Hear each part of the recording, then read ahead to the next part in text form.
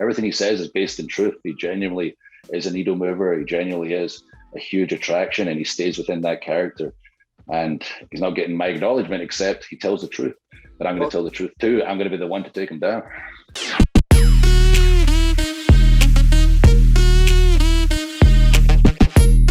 Hello, everyone, for Sportskeeda.com. This is Bill Apter. And this is Brad Gilmore. And welcome to our special chat with Drew McIntyre.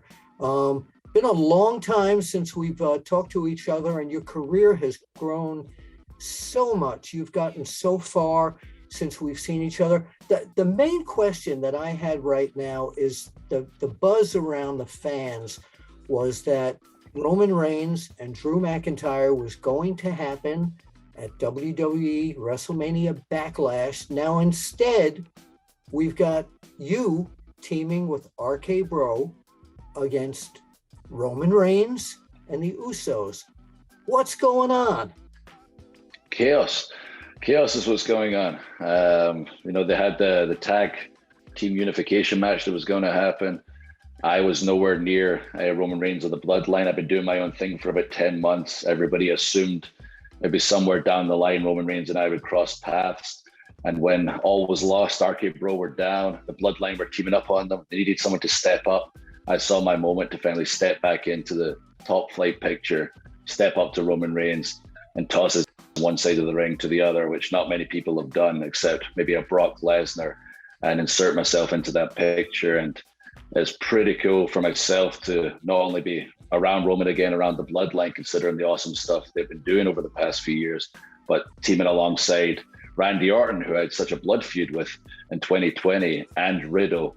And, like those are two guys, especially Randy now, that are just smiling all the time, having the time of their life. And I never thought I'd see the day where Randy would be having so much fun, not just on screen, but off screen as well. And it's because of Riddle. And I think for this, and I know this match on Sunday is going to be entertaining in every possible way you can imagine, from an emotional standpoint in the match, moment standpoint, and physicality and action standpoint. Didn't you want it to be a single match, though, against Roman? That's the goal. I want to get that match with Roman. I want to take him down. He's got both the titles. I've been champion twice, 300 days total in front of exactly 0 live fans. So I'm looking for my moment, and the only way to get that moment is to take down the man himself. But if this is phase one of working my way towards that match, that's fine with me. I'm a very patient man. I've learned patience over 20 years.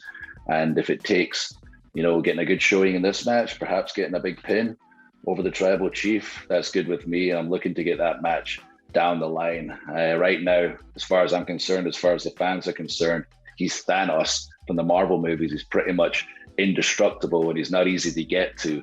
So if this is phase one of getting to that match, I'll do whatever it takes to get that match. Right, Brad? Yeah, Drew, obviously your run as WWE champion, you had probably the hardest job of any WWE champion in recent memory, trying to have that run in front of no fans. But you talk about Roman Reigns, and the only other guy who's as powerful, who can throw him around the ring and be powerful, is a guy like a Brock Lesnar. You had that unique distinction of being in the ring with Brock Lesnar for the WWE Championship, then defending the WWE title against Goldberg, two guys who kind of mirror each other in a lot of ways. I wanted to know, who's the stronger of the two? Who's the bigger beast? Is it Brock Lesnar or is it Bill Goldberg? Bill's an incredibly powerful individual. He still to this day works out like crazy every single day, keeps himself in tip-top condition. And you're talking about Goldberg, not me. Oh, you as well. Also tip-top condition. Physical specimen, Bill Apter here. Yeah. There's no comparison if you were in the conversation, but that's not fair to mere mortals. So we'll stick to Goldberg and Lesnar. But yeah, Goldberg keeps himself in amazing shape to this day. Has always been such an incredible athlete his whole life. Has dedicated his life to the gym. But then there's people that aren't human, like Brock Lesnar, who are just born with these freakish abilities, born so naturally gifted, naturally strong, natural freak athletes, and then they develop that skill. And that's a Brock Lesnar. Like, he's somebody, unlike many other people that have grabbed me in the ring and I've thought, oh my goodness, like, this is a dangerous individual. I got to be on my toes here. Like, he's like not much like a Big Show and Mark Henry the first time they grabbed me, and I was like, oh no, I don't know what I would do if they just decided to start throttling me right now. but I could run away from them. Well, Brock, you could try and run away from him, he just chase you down and beat you down. Like, he's got the size, the speed, the technique. He's such a freak of nature. And yeah, I don't think there's anybody quite like Brock Lesnar that's ever existed on planet Earth.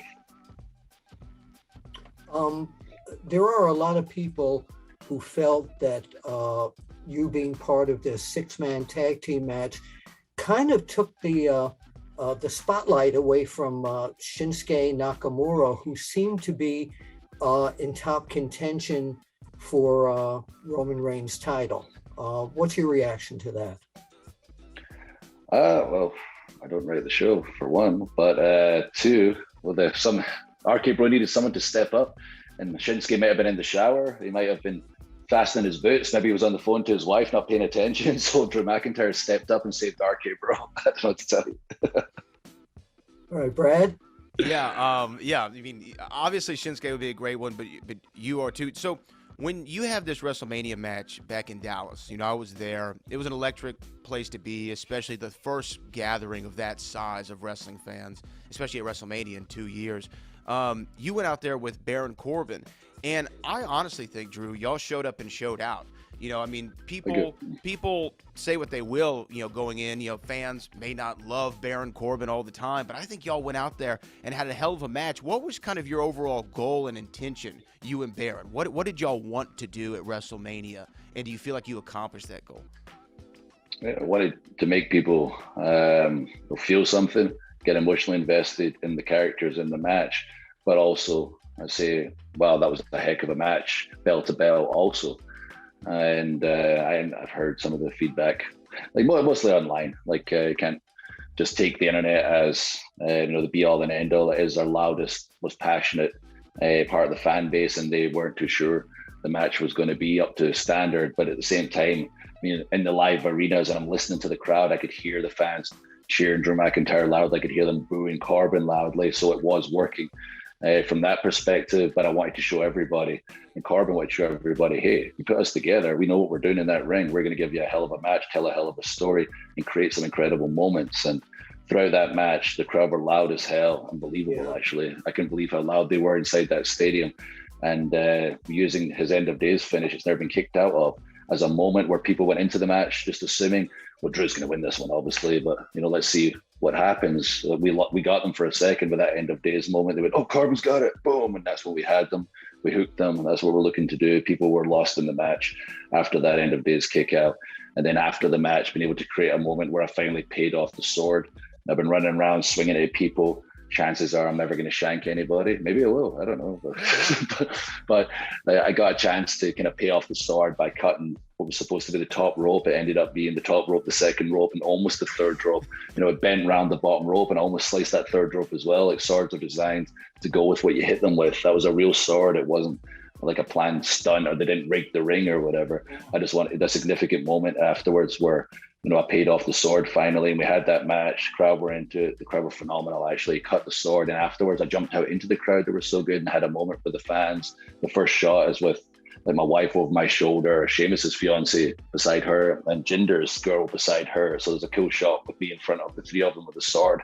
And I went round the fans that were so electric, and it felt so good to have everybody back in a stadium like that at a WrestleMania, and to hear them so invested in Drew McIntyre after the past couple of years. And if you look, a few years prior, they were certainly not reacting like that when I was wrestling Roman Reigns at WrestleMania 35. Yeah, what did you feel like? One of the great moments I saw was a photo on WWE.com of you at the top of the cage with the sword. And what was that whole moment like? Fun and terrifying at the same time. I hate heights. Really? It's terrifying enough being 6'5" or 6'7" nearly with my boots on. Never mind being on top of a freaking cage. But I did suggest prior, man, like a pretty cool image if I could be on top of that cage afterwards as a final kind of beauty shot. And then that's all I said. And then I might have been indicated after the match, you want to get up there? And I was like, all right. And then it might have been indicated to me, do you want to take the sword up there? And I might have said, are you crazy? How am I going to carry a sword up there? So I got myself up there. The panel is not the biggest, so my fat feet were like hanging over the edges. So I had to be careful where I was standing, and I held on to the what do you call it? The chain holding the cage for dear life until I knew we were live. And then I stopped being scared Drew and I was back to badass Drew posing on the cage. And then I noticed the referee was holding the sword. I went, you want the sword? Okay. So once I knew we were on replays, I slowly reached down, all delicate, got the sword. Once I knew we were back at replays, I was back to badass Drew and got that pose with the sword. And as much as I was nervous because it was very dangerous and I don't love heights, I knew it was a badass image. I knew it was creating a moment people would remember and a picture people would remember. And that's what it's all about, as you know, in this industry, is creating those special moments. And it felt like a special moment. And I watched it back. I was like, all right, it was worth it. Yeah, Booker T always says, once you have a moment, if you lose it, it's gone forever. And you definitely capitalized on that and gave us that image. You were introducing us to your other sword, your smaller sword, Dave the sword, and your Dave the sword. Back there. Well, I'm sure you talked about it before, but what is the origin of the sword? Whose idea was that? Was that an idea that you brought to the table and said, hey, I have this idea, this could be some cool iconography to go with my character? Or was that something that was pitched to you? It was something that was pitched to me. I mentioned using the kilt and some more Scottish heritage based stuff a few years ago. I just thought it'd be cool visually and had opportunities from a marketing perspective and a merchandise perspective. And it was kind of said to me, I think we know you're Scottish enough, you're announced from Scotland, you open your mouth, you've got the accent. I don't think we need much more. And then eventually, when I was champion, it was brought up to me by the boss himself. I was like, how would you feel about wearing the sword, bringing the sword out, wearing the kilt, bringing the sword out, and creating a kind of special entrance? I was like, yes, I love it. I've been trying to do it for years. Aside the fact I'm very proud of my Scottish history, aside the fact that Braveheart was such a big movie and Outlander's currently such a big TV series, and people, always tell me how they're Scottish and they love the Scottish history, etc. Again, merchandise-wise, merchandising and everything down that avenue-wise, there's so many more opportunities than Big Drew, the Angry Wrestler. There's some cool merch, but look at all the cool Scottish symbols, the clan symbols, the sword itself. There's so many possibilities we can do now. And I guess Mr. McMahon said to whoever in creative, we need a sword for him. He said, we don't have a sword. Where can we get a sword in a pandemic? I have a sword. So the initial sword was Vince's sword that was flown from his house. Pandemic sword shop. So yeah. So that's the only place to probably get it back then. But just luckily enough, Mr. McMahon has every medieval weapon handy in his house. So we got the sword, flew to TV, and that was the first sword I used for a while, was his actual sword. And eventually, I got my own down the line, and eventually we got to name the sword, which was named after my late mother. It was again a Vince thing, like, what would you like to call the sword? I was sitting with him and I was thinking names like Bloody Bonnie and the Widowmaker, and the gimmicky names I could think of. And he said, what was your mom's name? And I said Angela, and Angela's the name. And I was, oh wow, that's a cool tribute to her. So whenever I'd hear the commentators say Drew and Angela coming down to the ring to take everyone out, or Angela to the rescue for McIntyre, it's a really cool tribute to my late mom. So one of the things you put up for so many months, the so-called humor of Baron Corbin and now his former friend Madcap Moss. Did you appreciate any of their humor, any of their jokes? Did you have a favorite Moss joke? There was one, I can't remember where he told it. Maybe it was Elimination Chamber, but I remember saying backstage, hey, that one was actually pretty good. We're supposed to be bad. So if he tells too many good ones, I'll start cheering him.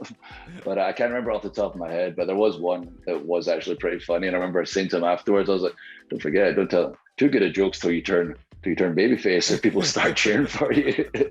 So too many people these days are supposed to be bad guys, and they try and do cool moves, or they try and say cool stuff, and they say they're bad, but they're not really bad. Or the internet will say they're such a good heel, which means they're not a good heel. Like you want someone like a Corbin that people genuinely detest. That's a good bad guy who have no redeeming qualities whatsoever. And there's so few people that are willing to commit to that level. So I made sure after that one good joke, I told him, don't be doing that again until you turn good. So now that he's babyface, he can tell all the good jokes he wants. Oh yeah, it's working. So before we have a couple of other quick questions, like a lightning round of questions for you, but we want to remind everybody that it's you and RK Bro against The Bloodline. Against this guy. Oh, yeah. Wow, that's an interesting piece of merch. This is a Halloween mask I was too scared to put on. For obvious reasons. Yeah. Wow. When you see this guy, when you see his face, what do you think? Well, that particular one, I'm terrified. But when I see him in real life, I look forward to kicking him in the face. But that whole Undertaker look he's got going on there in the mask with the no eyes, it's pretty scary. Yeah. So once you get, so talking about the merchandising potential, once you get to a certain level, like a Roman Reigns, then you've got everything available with you, including that terrifying mask right there. that pretty much is for Halloween. So what we call the Sportskeeda Wrestling Lightning Round. Somebody opened up your refrigerator. What did they find? Oh, my refrigerator. I'm never home, so like meals. I get the meals sent to my house every week, and I just load in the meals ready to get thrown in the microwave, ready to get thrown in my bag to take on the road. Okay, Brad? Favorite wrestler to watch? Oh, there's so many right now. I do enjoy watching Seth Strick right now. It always makes me crack up. It makes me laugh that he makes himself laugh so much. All right. If you have a day off, perfect day off, what is it? A day off? What's that? If one day you're not wrestling in the ring and you're not traveling and you might be home, what might you be doing? I'd probably be doing media and talking about wrestling. Welcome to your day off. No, I'm not kidding. When I'm home, I try and disconnect. I don't consider this work. Like, I'm talking about wrestling, I'm chatting with y'all, I'm talking about Drew McIntyre. This is a privilege to do. But afterwards, I'll be doing the one thing that switches my mind off from wrestling and the whole world's hanging out with my wife and hanging out with my cats. Who is the next big superstar? The next big superstar. I mean, we've got people with so much potential. It's hard to say because you just never know for sure. Some people come out of nowhere. I know Braun Breaker's name comes up constantly, and for good reason. He's got the pedigree. He's a great guy. I spent some time with him on the European tour. He's picked up this business really fast. It's obviously in his blood, and he's an athlete and looks like an athlete. And he's got a bright future ahead of him, and he's young as well. Like a lot of our superstars over the past few years that have came up and that I was working with, when I've heard we've got to get the kid over, I've been like, the kid's my age or older than me, and I've been around for 20 years. Like, I'm 36. I know everyone thinks I'm mid-40s. I've been around for so long. I'm still 36, but he's someone in his early 20s still, much like an Austin Theory as well. Has obviously got a very bright future ahead of him. But if those two keep their feet on the ground and keep working hard and avoid, the dreaded injuries, they're going to be good. A lot of people have said that Austin Theory is kind of like a carbon copy of your career from where you first started and the way he's moving up. What's your take on Austin Theory? On Theory?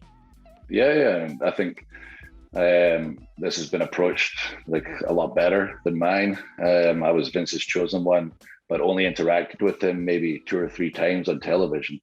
Mr. McMahon has like a very strong presence in this particular story. With Theory, he's not only there by name when Theory talks about him, he's also physically there a lot of the time as part of the story and give Theory that rub. And again, he's a young guy, but he looks phenomenal and he's got a great attitude. He works incredibly hard. And if he keeps on the path he's on right now, which being around him the way I have, I've got a good feeling about him. He's going to do good for us in the future. Okay. All right, I guess this is my last one. When you hear the word legend, first person you think of? Undertaker's the first one that popped in my head there. Probably after Mania, just there, and the standing ovation he got from not just the crowd but all of us. We just didn't. My hands were black and blue. I didn't want to stop clapping. And then best motivational speech of all time too. Yeah, he gave his hour-long talk and yeah. Showed that even though he's been talking about whatever, I'm going to eat your soul for 20 years, he's very articulate, well spoken. He could have just spoken his regular voice as well. Probably got over after. I told him afterwards as well, so you're going to take your Taker TED talk on the road and make a bunch of money. Yeah, it wasn't a hell of a speech.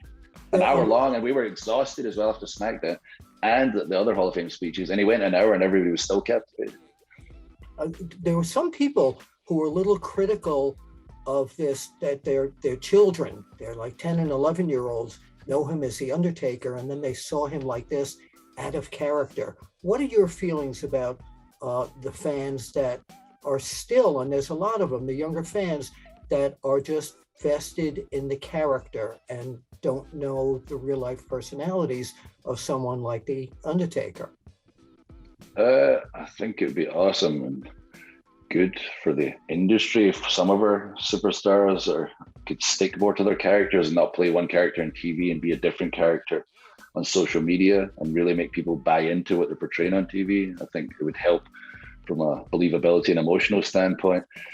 Maybe like toothpaste is too far out the tube to put it back in, but when it comes to like an Undertaker, you know, he's been around so long, his career unfortunately is over now, and it's cool, I think personally, because he's somebody that hated the cameras being around, would always stay in character. I watched him throw people out of the backstage area if they ever had a camera around when I was younger, and was so protective of that character that he's allowing people in, that he's getting to show that real side of his personality and to inspire people like he did with his Hall of Fame speech, but allow everyone in with like his Last Ride documentary and show them what he really went through to achieve the Undertaker, you know, character and get it to where it was at, but also what he physically went through and, you know, what he gave to the industry, which was his personal life, was failed marriages, was his body. He gave everything to this, and it's such an inspiration. It's cool. He opened up to everybody and told them everything he was willing to give to this industry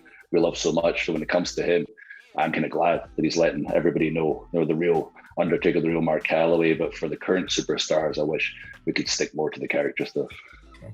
Before we let you go, as we know, it will be you and RK Bro against the head of the table. Bloodline. Yeah, the Bloodline. Do you acknowledge him? I mean, I acknowledge my foot's going to connect with his face. I acknowledge that what he says is a lot of truth. That's the cool thing about the character. Like, he's somebody, when I talk about people staying within the character, he stays within the character. And the character is based in reality. You know, he's been around for a minute. He hadn't quite put those final pieces together, even though he was a top guy, even all he'd achieved, even though as much success as he had, it took this tribal chief character to truly go to that superstar level. He talks about the numbers, and I see the numbers. Everything he says is based in truth. He genuinely is a needle mover. He genuinely is a huge attraction, and he stays within that character. And he's not getting my acknowledgement, except he tells the truth. But I'm going to tell the truth too. I'm going to be the one to take him down. Well, that's what I was going to say. He and the Usos are watching this right now. Look in the camera, and what do you want to say to them directly? Hi, guys. You know me. I'm coming for you, and you know I can take you down. All right. And Drew, what would you like to say to all the millions of fans worldwide that have supported you for so many years as your career keeps growing? Thank you. What I always say, I can't do everything that I've been able to do. And the times I've been knocked down, that I've been able to, you know, stand up and keep pushing forward, fighting forward, without everyone that's stuck by my side, be it the fans that have been there since the beginning of my WWE career in particular, when I was 21, 22 years old. And the new ones that have started following me over the past few years, like, I wouldn't have won the Royal Rumble unless the fans all rallied behind me from November through December, and got to January Royal Rumble, and the company obviously went, wow, the crowd are telling us it's this guy.